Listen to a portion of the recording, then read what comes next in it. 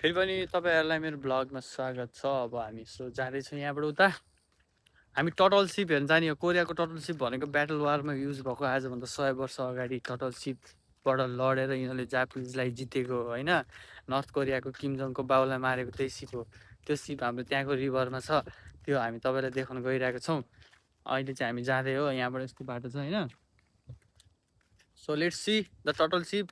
त्यो अहिले पनि चलिरहेछ। धेरै पुरानो काठको हो तर पनि त्यसले मान्छेहरू बोकेर लगिरहेछ। हामी पनि एक दिन चढ्ने हो।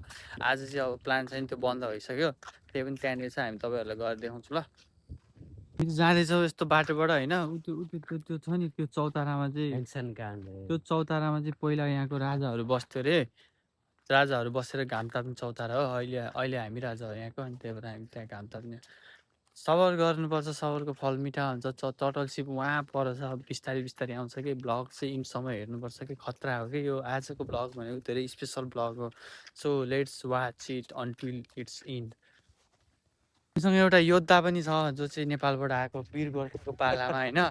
उसले चाहिँ गोर्खाबाट आएर कोरियालाई चाहिँ नर्थ कोरियाबाट साउथ कोरिया छुट्याउनमा चाहिँ सबभन्दा ठुलो योगदान खेल्नुभएको हाम्रो एकजना मान्छे पनि हुनुहुन्छ। उहाँको नाम युवराज खतिवडा अनुप जङ तामाङ हो। उहाँले खुकुरी खतरा चलाउनुहुन्छ। अहिले पनि खड्डुभित्र खुकुरी बोकेर हिँड्नु भएको छ। चाहिँ म यहाँ चौतारामा बसिरहेको हो। अब थकै लाग्यो नि त धेरै हिँड्दा हिँड्दा। सो म यहाँनिर यस्तो बस्छु है सुतेर। आनन्द छ यहाँनिर। यस्तो चौतारा बनाइदिएको छ। हाम्रो रुमबाट यतातिर आयो अनि यस्तो बेलुकातिर बस्न लास्टै मजा छ। अहिले बेलुका हो कि, मैले बिहान चाहिँ त्यतिकै भने हो अघि नै। अहिले बेलुका भइसक्यो। बेलुका पनि यस्तो राम्रो घाम चर्किरहेको छ। यो खोला हो हाम्रो यहाँको नजिकको। त्यो खोलामा सिप दौडिन्छ क्या। अनि उता सिप हेर्न जाने हो क्या। अघि मैले भनेको अनुसारको टटल सिपको नजिक चाहिँ हामी पुग्न लागिसकेको छौँ होइन। तर यो सिप चाहिँ पुरानो ओल्ड डिजाइनको छ। मलाई रमाइलो लागेको हेर्दाखेरि। हामीले चाहिँ यो बुक गरेर एक दिन चढ्ने। भोलि खुल्दैन यो थाहा छैन बिरुवा कुत्ते कि बच्चे। हाङ्गुक बोल। हाङ्गुकमा कसरी पुग्छ बुक? टोक्यो भने बेक्कामा यहाँनिर टोक्यो भने बेकार यत्रो यत्रो सुई लाउनुपर्छ। कहाँ जाने पैसा लाखमा लाग्छ नि पैसा होइन। फेरि अर्काको कुकुर रहेछ भने त फेरि पैसा तिर्नुपर्छ नि यिनीहरूले। यहाँ त नेम कडा हो नि। पुलिस बोलाउने यो कुकुरको त फेरि यसको त खसी पारिदिन्छ भोलि लगेर। अनि मालिकको त्यसलाई नि डग पालेपछि त अनि घरमा राख्नु परेन दुनियाँ। है गल्ती तिमीले भयो भने त तिमी किन गयो नजिक? यो बाटोमा म हिँडिरहेको छु, कुकुरले आएर क्राप टोकिदिन्छ त। त्यो बेलाको सिचुएसन अर्को हो र त्यस्तो त अब के तिमी गयो कुकुर हान्दै गयो नजिक त्यस्तो भनेर भएन है। बुझाइ तान्दैन।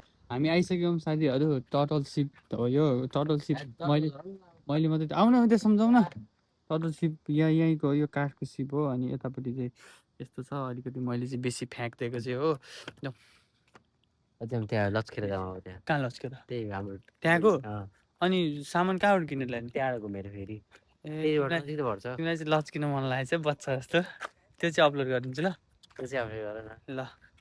त्यो अब दोस्तलाई चाहिँ त्यहाँ अपार्टमेन्टमा लच्किन मन लागेर त्यहाँनिर पार्क जस्तो सानोतिनो एरिया छ क्या।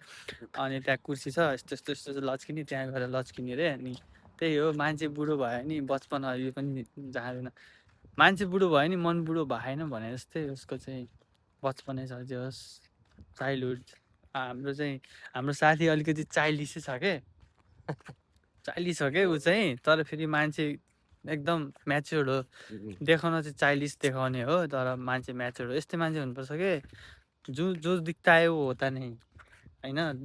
आफ्नो रियल बिहेभियर त देखाउनु भएन नि त। म कस्तो सम्मको छु भनेर त्यस्तो। सो यस्तै हो।